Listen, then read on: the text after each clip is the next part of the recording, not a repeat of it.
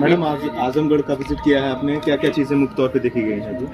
देखिए, आजमगढ़ में कम केसेस थे, इसीलिए 3 जिला मिलाकर बलिया भी जोड़ करके इसमें 40 केस को लेके आई थी और 40 केस की आज सुनवाई हुई।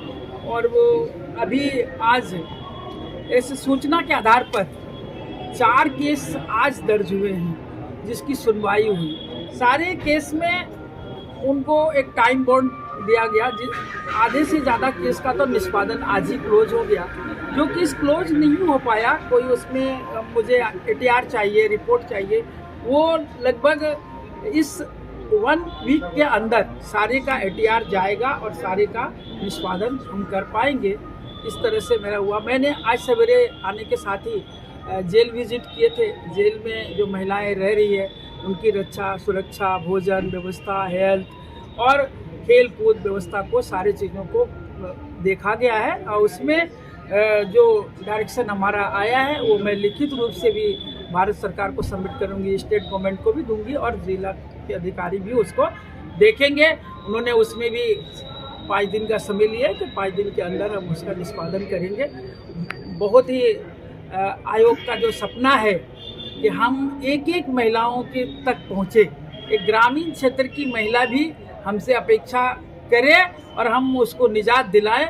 इसके लिए ये प्रयास के लिए मैं कहना चाहती हूँ कि महिलाएं आए, आगे बढ़े। आयोग आपका है, आपके लिए है। मैडम, किस तरीके की समस्या मुख्य तौर पे? ज़्यादातर जितनी भी केसेस आती हैं हमारे यहाँ, उसमें ज़्यादातर घरेलू हिंसा के केसेस होते हैं, साइबर क्राइम के केसेस हैं। फिर डॉरी को लेकर के कुछ केसेस आए हैं। डॉरी को लेकर जो महिलाओं को आज भी झेलना पड़ता है, उसके पीछे मैं कहना चाहती हूँ बेटियों को आपके माध्यम से कि आप शिक्षित बनो, आगे बढ़ो। हर दरवाजे तुम्हारे लिए खुले हुए हैं। भारत सरकार तुम्हारे साथ चलती है और तुम्हारे लिए संकल्पित है। तुम जितनी ऊंचाई तक जाना चाहोगे, आयोग कंधा से कंधा मिलाकर के आगे बढ़ने के लिए मान, सम्मान, सुरक्षा, शिक्षा, संवेदना के साथ हम प्रदान करते हैं। मैडम, प्रदेश में बढ़ती महिलाओं के साथ महिला आयोग में अगर आप एप्लीकेशन नहीं भी देते हैं, पर किसी केस को जब हम मीडिया के माध्यम से जानते हैं, जब हमें किसी दूसरे के माध्यम से भी हमारे तक पहुंचता है, संवेदनशील केसों में हम उसको स्वतः संज्ञान भी लेते हैं।